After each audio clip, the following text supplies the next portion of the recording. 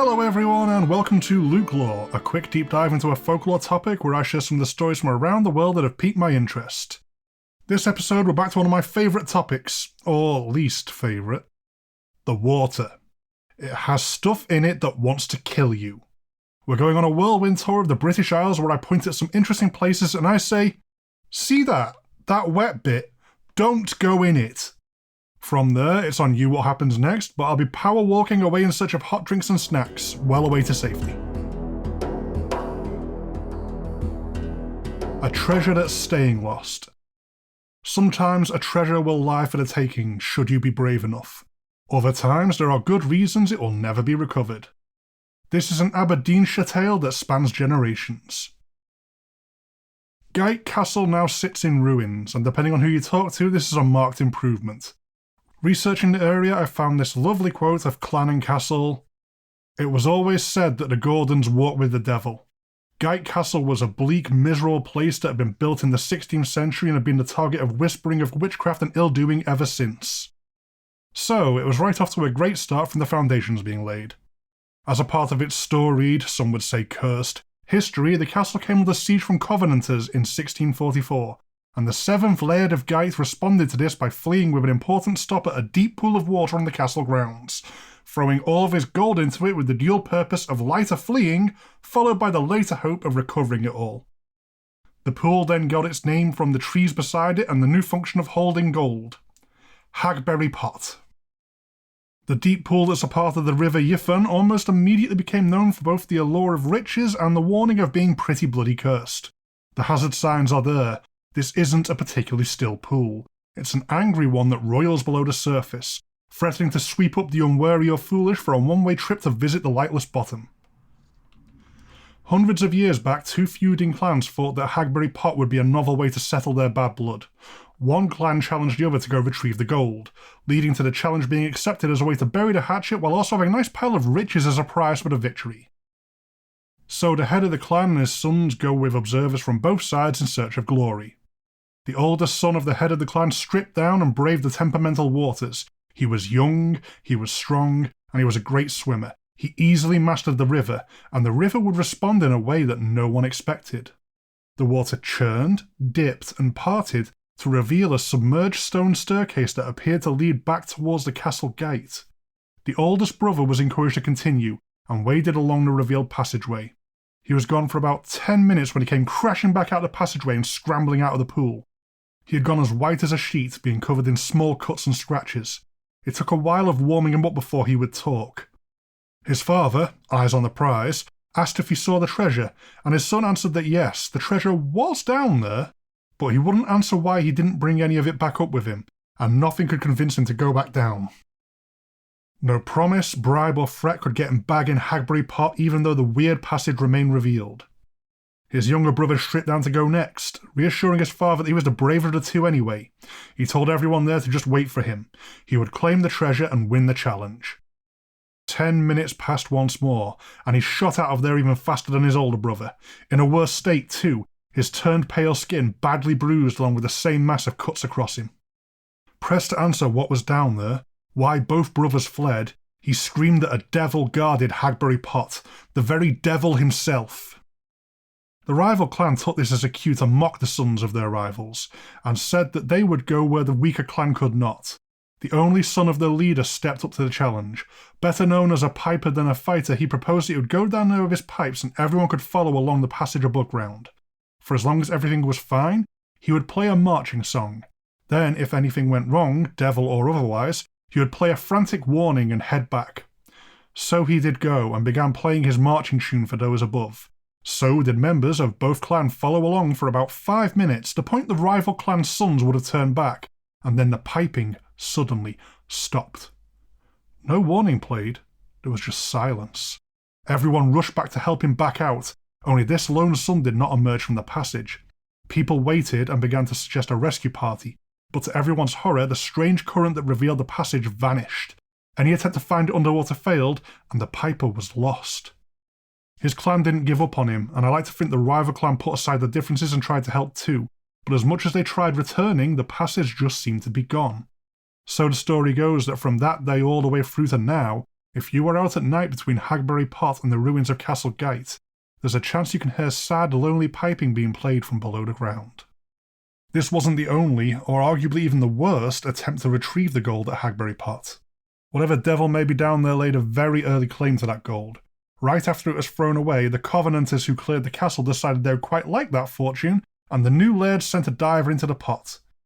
It didn't take too long before the diver returned, empty-handed and white as a sheet, claiming he had seen the devil and barely escaped with his life. The new laird wanted that gold, and the poor diver was the only person around capable of the retrieval job, so refusing to go back did not go well for him. The new owners settled right into their new castle with a robust round of torturing the diver until he broke, and declared, "I'd rather face the Dale himself than face the Laird of Gate." Pecking order of fear established, the diver went back in the pool under the watchful eye of the laird and his men. The devil himself, or whatever was down there, had decided who the rightful owner of that gold was, and it sure as hell wasn't any human no matter how greedy, cruel or desperate they were. The diver soon resurfaced, in 4 parts, crudely quartered with brute force alone, his heart still beating its last as the chunks bobbed along the surface. Its point was well made, and Hagberry Pot was named with fair warning to stay away for your own good.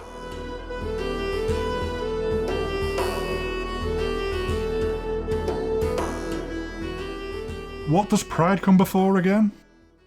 Okay, before we get to the star story of the episode, a quick trip to the woods where the purifying nature of water is part of a morality lesson. This is a story from Lancashire called Mucky Meg. We've had our fair share of fair folk encounters on this show. I will use the F word only twice here, once to describe a location and just now for any new listeners, who I then urge to go find older episodes on the topic for a full explainer. Fairies can take issue with a number of things, one of which is people being too full of themselves. The She appreciate talent, sometimes in very worrying ways, but if you're too smug for your own good, you stand a fair chance of catching their ire. Annoying the good neighbours is never a good idea, and there are ways to do it that are your own damn fault. This is a morality tale of someone doing just that. There's once a young woman called Meg who was a poor girl from a poor family that had a small farm to work just to get by. Meg knew she was pretty, and as such thought she was better than everyone and everything else around her. Blessed with shining sapphire blue eyes and long hair of glorious natural golden curls. While she looked good, there was nothing else to her. She was lazy and had a superiority complex. She would stick her nose up in the air as she passed sheep. She refused to milk the cows and wouldn't go anywhere near the pigsty, insisting that pigs stink. Not that she would know, as she would actually have to do any chores to get close enough to tell. One day, carrying out her usual routine of not bothering to do any work around the farm at all, Meg was daydreaming about how she should be married to a rich merchant because of how pretty she was when she stumbled across a wondrous bower in the woods.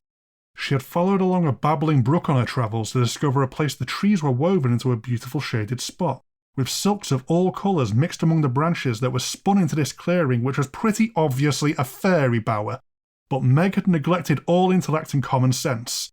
So sure she was that her good looks made her special and deserving of greatness without effort.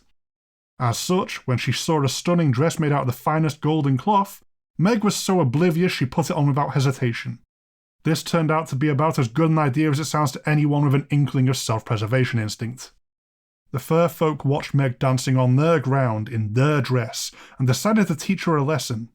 From all around her, fair voices sang. Mucky Meg, she wears a fine gown, she stole it from down a down, she never paid a filthy penny, and why? Because she hasn't any. At this first refrain, Meg found herself stuck fast to the ground, feet glued tightly and utterly immovable. This surprised her. What she saw when she looked around horrified her. Dirt from all the animals she ignored on the farm was smeared all over her dress and all under it, all over her. Cow pat, sheep droppings and pig filth. The Seelie Whites found her horror hilarious, dancing out of sight behind the trees and laughing in delight.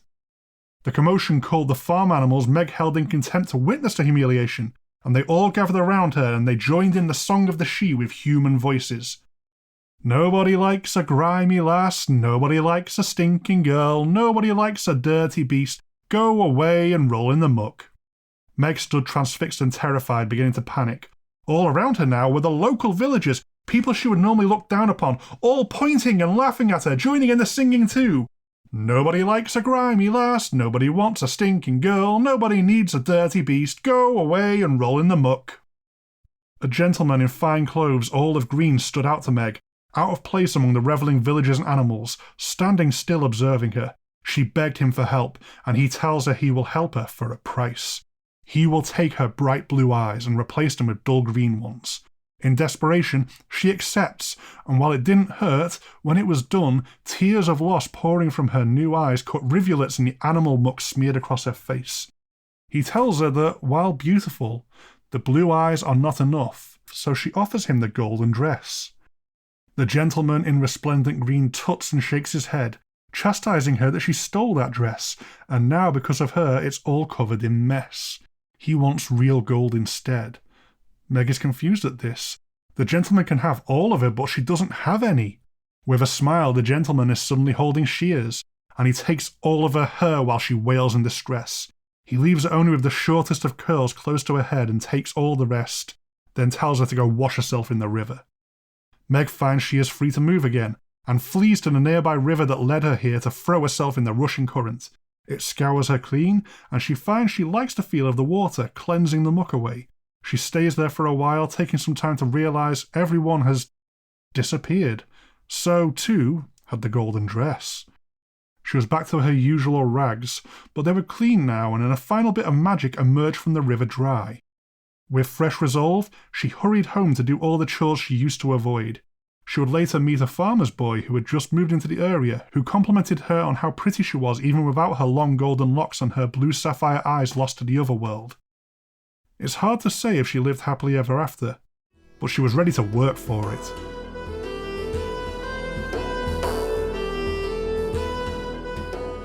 The Lyminster Knucker. Well, colour me knuckerless, for I didn't actually know this one, and it's fun to say to boot. So, a knucker is a kind of water dragon in some places, specifically places that had some Norse residents over the years, as it appears to come from the Old Norse word nikir, which means water monster. This doubly caught my attention as it could also be a root word leading into one of my old favourites, the Knucklevi, the weird skinless sort of centaur that emerges from the ocean to find humans for a good killing. For now, however, we're investigating a water dragon. So, let us over to Lyminster, a quaint English village in West Sussex. To this day it has less than 500 people living there, and if legends are to be believed, there's an alarming reason the place never really took off.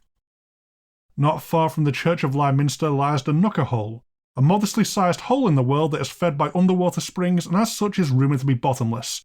Go deeper and you just find more and more underground sources feeding it. So, we have a Knuckerhole. Where, then, is the Knucker? Fortunately, and or hopefully, the Knucker of Lyminster is long dealt with. This bottomless Knuckerhole was apparently prime real estate for a Knucker, which seemed to go off like an eldritch abomination goldfish with the space for unlimited growth. And I don't mean eldritch abomination to simply mean bit big innit. While content in its bottomless hole for a while, apparently this particular Knucker soon grew out across the land in an unnatural spiralling mess until parts of its red scaly body lay sprawled across every field and hedgerow of the small town. Maybe I just have an overactive imagination, but this gives me disturbing images of a misshapen mass creeping across the countryside like a fungus, a truly nightmarish, unstoppable growth of scales spreading like the Martian red weed from War of the Worlds. You may by now have an accurate idea of this not being a particularly nice dragon. The Knucker is supposed to have swallowed up every last animal in the area to feed this explosive mycelium growth of gluttonous reptilian monster. It then moved on to picking off the townsfolk along with any unwary travellers. This immense abomination was no pursuit predator, but unnatural size has its advantages. For all it bizarrely uncoiled across the countryside from its waterhole, it was no hydra. It still had a single head. But it could feel all of Lyminster. It was entwined throughout the land after all, and it had a strange oversized tongue to go with the rest of its weird body. Once it noticed the traveller too close, it would lick them up off of the road, either catching people up like a toad, a juicy looking fly, or else just licking along the road, scooping a screaming victim up to a sloppy doom. I'm not actually sure which of those sounds worse, and this Knucker was so strange it may have been able to do either depending on mood or angle of attack.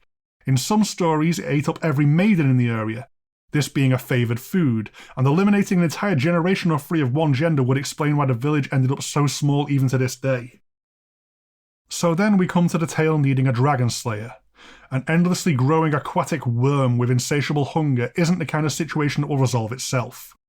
Some of the stories go that a knight answered the call and killed the Knucker, but I only found very simple versions of that version, and it felt like a default answer someone pressed for the story would give if they didn't know the answer. Dunno, I guess a knight did it. No, the other stories give us full details as well as a name. A hero of legend for the ages, who will live on in myth for all time. The man known as Jim Puttock. Not blessed with the most heroic of names, Jim still got the job done. And this was no ground-shaking demigod out for a titanic fistfight. This was my favourite kind of folk hero. Jim Puttock had a cunning yet brilliant plan to take down the ravenous sprawl spreading out from the Knuckerhole. For whatever reason, no one else was answering the call. Be it the remote area, a strong enough sense of self-preservation to not mess with this monstrosity, or else it just gobbled up anyone brave enough to volunteer for old-fashioned Dragon Slayer duty that really wasn't going to work in this case. So far, the calls for help had been in vain. Jim Puttock, however, had a plan. He turned up with a horse pulling the widest cart he could find and made a demand of the village. He wanted every cauldron gathered up and set outside in the village square above flames to heat. Then he needed all the supplies everyone could gather up. He needed all their flour of any crops, all their honey, every last piece of fruit, especially if it's preserved. He needed everything sweet. Then he needed all the milk, cream and butter they could find.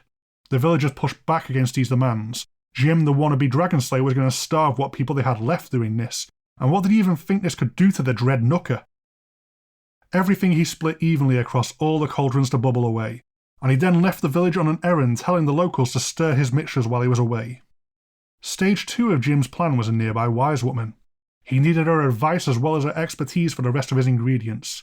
He explained what he was up to, and the wise woman laughed, both at Jim clearing the village out of ingredients and how the next part of his plan was surely going to clear her out of supplies too.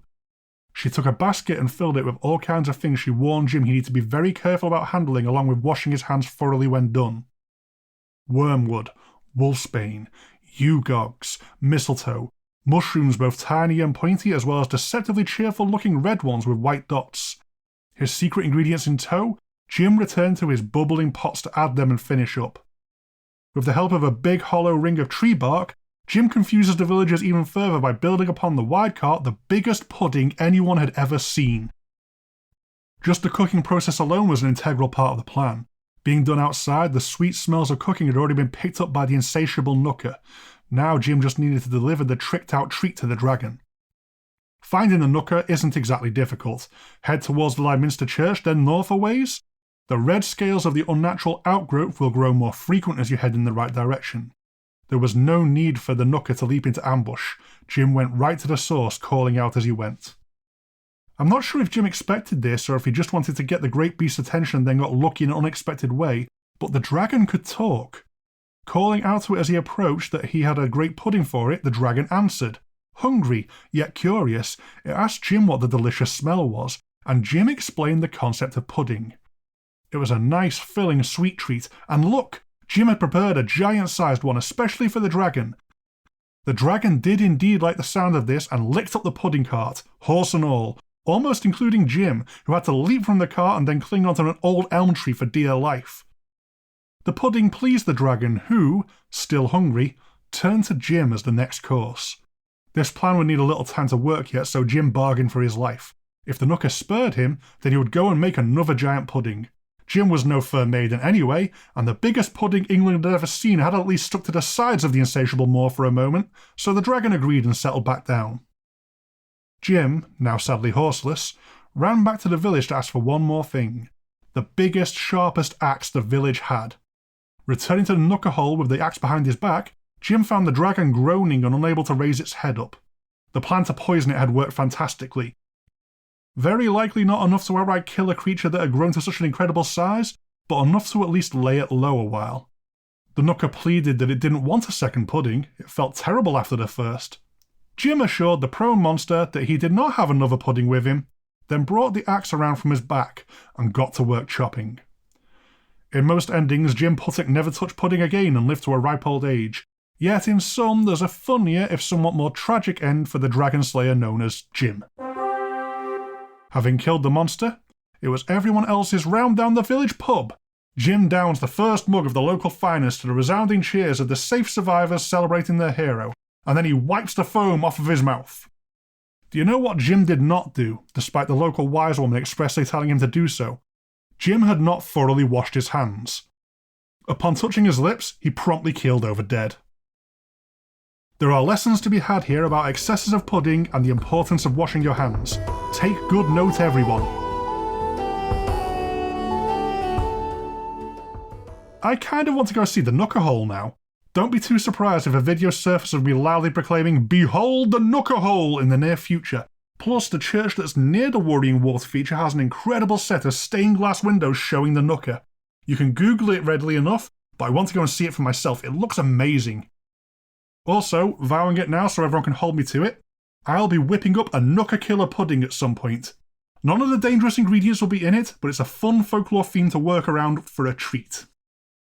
LukeLore is a Ghost Story Guys production. If you do want to contact me, there's the show's dedicated email, lukeloregsg@gmail.com, and the general show email, ghoststoryguys@gmail.com. Both myself and the main show are really easy to find on Facebook and Twitter if you want to make day-to-day contact, as well as a very active Instagram account a lot of the community gets involved with. If you want to support the show directly, check out our Patreon at patreon.com/ghoststoryguys. We do have LukeLore merchandise available at the Ghost Story Guys online store. Feel very free to show off any you get online. We have an ongoing push to promote LukeLore more, and the dedicated Facebook group for the show is now live if you want to come join us over there. As ever though, the absolute best thing anyone can do to support the show is to give it a listen. Share this around if you think you may know someone who may be interested, leave a review if you get the chance to help signal boost me, and most of all, I simply hope you enjoy what I'm doing here. Goodbye for now.